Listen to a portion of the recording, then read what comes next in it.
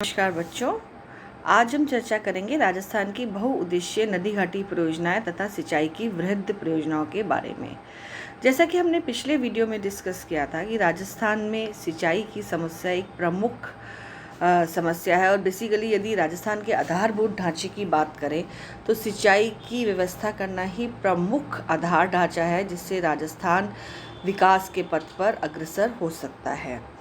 तो यदि हम चर्चा करें तो हम सबसे पहले शुरू करेंगे बहुउद्देशीय तथा अंतर्राज्यीय नदी घाटी परियोजनाओं के बारे में।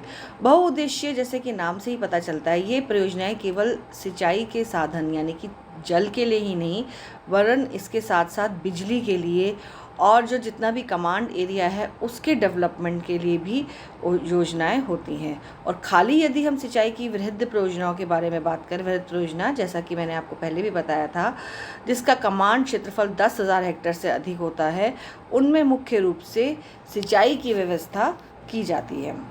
राजस्थान में मुख्य बहुउद्देशीय तथा अंतर्राज्यीय नदी घाटी परियोजनाएं हैं भाखड़ा नागल परियोजना, चंबल परियोजना, व्यास और माही। इस तरह से ये चारों जो योजनाएं हैं ये प्रमुख रूप से बहुउद्देशीय अंतर्राज्यीय नदी घाटी परियोजनाएं हैं। और सिंचाई की जो वृहद परियोजनाएं हैं उसमें हम सब जानते हैं कि सबसे प्रमुख परियोजना है इंदिरा गांधी नहर परियोजना। इसके अलावा छोटी छोटी 7 वृहद परियोजनाएं और हैं, वो है गुड़गांव नहर, ओखला जलाशय, नर्मदा, जाखम, बीसलपुर, नोहर फीडर व सिद्धमुख। इन सभी के बारे में अब हम चर्चा करेंगे। सबसे पहले यदि हम भाखड़ा नागल बहुउद्देशीय अंतर्राज्यीय नदी घाटी परियोजना की चर्चा करते हैं तो इसमें सबसे पहले हिस्से की बात करें तो पंजाब, हरियाणा व राजस्थान का इसमें भाग है। राजस्थान का इसमें 15.2% अंश रखा गया है। इस योजना से राजस्थान के श्री गंगानगर जिले की कुछ भूमि कृषि योग्य हो सकी और वहाँ सिंचाई का विस्तार हुआ है। राज्य में छोटी छोटी मिलाकर 1000 मील लंबी नहरें बनाई गई हैं। मुख्य शाखा नहरों की तहलीटियाँ पक्की बनाई गई हैं ताकि बहुमूल्य पानी रेत के द्वारा ना सूखा जा सके। नहरों की खुदाई और लाइनिंग के साथ साथ गांव बसाने, मंडियां और सड़कें बनाने आदि का कार्य भी किया गया है। भाखड़ा मुख्य नहर की सिंचाई क्षमता 14.6 लाख हेक्टेयर है जिसमें राजस्थान का हिस्सा 2.3 लाख हेक्टेयर, हरियाणा का 5.5 लाख हेक्टेयर तथा पंजाब का 6.8 लाख हेक्टेयर रखा गया है। इस योजना में सिंचाई के अतिरिक्त बड़ी मात्रा में बिजली भी पैदा की जाती है। नांगल के बिजली घर से राजस्थान को बिजली मिलने लगी है। राजस्थान को बीकानेर और रतनगढ़ में बिजली दी गई है जहां से अन्य शहरों और गांवों में पहुंचाई गई है। फलस्वरूप चूरू, गंगानगर, झुंझुनू व सीकर आदि स्थानों में भी भाखड़ा की बिजली प्राप्त हो गई है। अर्थात मुख्य रूप से जो मरुस्थलीय जिले हैं उन्हें भाखड़ा नांगल परियोजना से लाभ प्राप्त हो रहा है। दूसरी जो प्रमुख योजना राजस्थान में है वो है चंबल परियोजना। चंबल राजस्थान की सबसे बड़ी और एकमात्र अविरल बहने वाली नदी है, अर्थात वर्ष पर्यंत केवल मात्र यही नदी राजस्थान में बहती है। चंबल विकास परियोजना पर राजस्थान और मध्य प्रदेश सरकार कार्य कर रहे हैं। इसमें राजस्थान का 50% हिस्सा है। इस योजना के अंतर्गत चंबल नदी पर बांध बनाए गए हैं। सबसे पहले गांधी सागर बांध, ये भानपुरी से 10 मील उत्तर पश्चिम में और 84गढ़ से 5 मील नीचे बनाया गया है। ये सबसे बड़ा जलाशय है। राणा प्रताप सागर बांध जो द्वितीय अवस्था में बना, यह पहले बांध से 21 मील नीचे चूलिया झरने पर बनाया गया है। तीसरा बांध है जवार सागर बांध। यह बांध केवल पिकअप बांध है जिसमें गांधी सागर बांध व राणा प्रताप सागर बांधों से छोड़ा गया पानी इकट्ठा किया जाता है। ये कोटा शहर से 10 मील दक्षिण में बनाया गया है, इसे कोटा बांध भी कहते हैं। इसके अलावा प्रमुख बांध है कोटा सिंचाई बांध। यह कोटा शहर से 5 मील उत्तर में बनाया गया है। पहले 3 बांधों के साथ पन बिजली घर भी बनाए गए हैं। इस योजना की पहली अवस्था में गांधी सागर बांध तथा बिजली घर, कोटा सिंचाई बांध और जवाहर सागर बांध से दाईं और बाईं मुख्य नहरों का काम हाथ में लिया गया है जो पूरा हो गया है। द्वितीय अवस्था में रावत भाटा के पास राणा प्रताप सागर बांध व बिजली घर बनाए गए हैं। तृतीय अवस्था में जवाहर सागर बांध बनाया गया है। चंबल परियोजना से राजस्थान में मुख्यतः कोटा व बूंदी जिलों में सिंचाई की सुविधा बढ़ी है। चंबल कमांड क्षेत्र में पानी के जमाव, क्षारयुक्त भूमि व पानी की मिट्टी में सोख लिए जाने की समस्या उत्पन्न हो गई है जिससे सिंचाई की क्षमता का पूरा उपयोग नहीं हो पा रहा है। विश्व बैंक की सहायक संस्था अंतर्राष्ट्रीय विकास एसोसिएशन IDA की सहायता से इन समस्याओं को हल करने का प्रयास किया गया है। आधुनिकीकरण व पानी के विकास की व्यवस्था बहुत आवश्यक है। चंबल परियोजना के नए कार्यक्रमों में बूंदी शाखा का विस्तार, कोटा जलाशय को ऊंचा करना तथा डाउन स्ट्रीम प्रोटेक्शन वर्क शामिल किए गए हैं। अब चंबल परियोजना पर काम पूरा हो गया है। इसमें 4.58 लाख हेक्टेयर भूमि में सिंचाई की जाती है तथा 386 मेगावाट जल विद्युत उत्पन्न होता है। चंबल फील्ड स्कीम के अंतर्गत सिंचाई की अधिकतम क्षमता 47,880 हेक्टेयर रखी गई है। निम्न चित्र में चंबल घाटी परियोजना की स्थिति दर्शाई गई है। अगली जो योजना मुख्य योजना राजस्थान में है वो है व्यास परियोजना। यह पंजाब, हरियाणा और राजस्थान तीनों की मिलीजुली बहुउद्देशीय योजना है। इस योजना में सतलज, रावी और व्यास तीनों के जल का प्रयोग हो रहा है। इसकी निम्न 3 इकाइयाँ हैं: व्यास सतलज कड़ी, पौंग स्थान पर व्यास नदी पर बांध तथा व्यास ट्रांसमिशन प्रणाली। पहली इकाई में पंडोह नामक स्थान पर एक बांध, 2 सुरंग, 7 मील लंबी खुली हाइडल चैनल एवं शक्ति संयंत्र को शामिल किया गया है। दूसरी इकाई से पोंग बांध का उद्देश्य राजस्थान के लिए पानी एकत्र करना है। इसमें पंजाब, हरियाणा व राजस्थान में सिंचाई की व्यवस्था की जा सकेगी। इसमें एक शक्ति संयंत्र को स्थापित करने की योजना भी है। इसका निर्माण कार्य व्यास नियंत्रण मंडल की देखरेख में संपन्न किया जा रहा है। राजस्थान को व्यास परियोजना से प्रत्यक्ष रूप से सिंचाई का लाभ नहीं मिलेगा।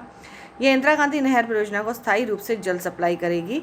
इस योजना से तीनों राज्यों में 21 लाख हेक्टेयर भूमि की सिंचाई हो सकेगी।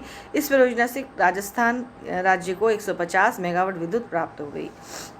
रावी व्यास नदी जल विवाद जो है पंजाब, राजस्थान और हरियाणा के बीच में जो चला था, इसमें यह निर्धारित किया गया था कि पंजाब, राजस्थान और हरियाणा के किसान 1 जुलाई को रावी व्यास नदियों का कितना पानी उपयोग में ले रहे थे ताकि कम से कम उतने पानी की आवश्यकता मिलती रहे। इसके लिए इराडी आयोग का गठन किया, जिसको ये कार्य सौंपा गया। साथ ही इराडी आयोग को ये निश्चित करना था कि पंजाब व हरियाणा के अपने बाकी बचे हुए हिस्से में से कितना हिस्सा पंजाब या हरियाणा को मिलता रहेगा। पर उनका ये निर्णय केवल 2 राज्यों पर लागू होगा। जो इराडी आयोग ने जो निर्णय दिया उसमें नए निर्धारित अंश पूर्व अंश रहे। पंजाब को अब मिलेंगे 50 लाख एकड़ फुट, जबकि पहले उसको 42.2 लाख एकड़ फुट थे। हरियाणा को अब 38,30,000 एकड़ फुट मिलेंगे, जबकि पहले उसको 35 लाख एकड़ फुट थे। और राजस्थान को 86 लाख एकड़ फुट ही अभी मिल रहे हैं और पहले भी इतने ही मिल रहे थे। इस प्रकार इराडी आयोग की सिफारिशों से पंजाब व हरियाणा के हिस्से बढ़े तथा राजस्थान का यथावत रहा। इससे राजस्थान का वास्तविक अंश रावी व्यास पानी में 3% कम हो गया है। इस निर्णय से राजस्थान का असंतुष्ट होना स्वाभाविक है, क्योंकि राज्य में बहुधा सूखा पड़ता रहता है और यहाँ पर जल की आवश्यकता भी अधिक है। इसलिए राजस्थान का हिस्सा भी आनुपातिक रूप से बढ़ाया जाना चाहिए था, लेकिन समझौते के अंतर्गत अतिरिक्त पानी पंजाब व हरियाणा में ही विभाजित किया गया। माही बजाज सागर परियोजना की यदि हम चर्चा करें, जो कि चौथी मुख्य योजना है बहुउद्देशीय, ये राजस्थान तथा गुजरात की मिलीजुली परियोजना है। इससे दक्षिण राजस्थान का उत्तरी गुजरात में सिंचाई की जाएगी। राजस्थान और गुजरात के बीच वर्ष 1966 में माही नदी के जल का उपयोग करने हेतु एक समझौता हुआ था। इसके अनुसार गुजरात में कडाना बांध बनाया जाना था, जिसकी पूरी लागत गुजरात को वहन करनी थी और उसे ही उसका लाभ लेना था। लेकिन समझौते में यह व्यवस्था की गई कि नर्मदा का विकास होने पर कडाना बांध का कुछ जल राजस्थान को भी दिया जाए और इसके लिए राजस्थान गुजरात को बांध की यथोचित लागत देगा। माही बजाज सागर परियोजना पर 1968 से कार्य किया गया था, जिसकी प्रथम इकाई सिंचाई के लिए है, जिसमें राजस्थान व गुजरात दोनों का हिस्सा है। मुख्य बांध 3109 मीटर लंबा है। इसके व्यय में गुजरात का अंश 55% तथा राजस्थान का 45% है। द्वितीय इकाई में सिंचाई व शक्ति दोनों में केवल राजस्थान का ही हिस्सा है। तृतीय इकाई भी मात्र राजस्थान का ही शक्ति वाला भाग है। चतुर्थ इकाई में राजस्थान का ही सिंचाई वाला भाग शामिल है। 7वीं योजना में इकाई पंचम पर भी कुछ व्यय किया गया था। यह भी व्यवस्था राजस्थान के सिंचाई वाले भाग के लिए ही थी। योजना की 3री इकाई में शक्ति का विकास किया गया और शक्ति गृह नंबर 2 का कार्य काफ़ी आगे बढ़ गया है। इस पर 45 मेगावाट की 2 इकाइयाँ लगाई जा रही हैं। प्रथम पावर हाउस में 25 मेगावाट की 2 इकाइयाँ हैं। इसे जनवरी 1986 में राष्ट्र को समर्पित किया गया था। इस प्रकार इसकी पावर की कुल क्षमता 90 + 50 = 140 मेगावाट है। पावर हाउस नंबर 2 की पहली इकाई फरवरी 1986 में तथा दूसरी इकाई जुलाई 1989 में चालू की गई और राजस्थान व गुजरात राज्य में 8.8 लाख हेक्टेयर भूमि में सिंचाई का पानी दिया गया है।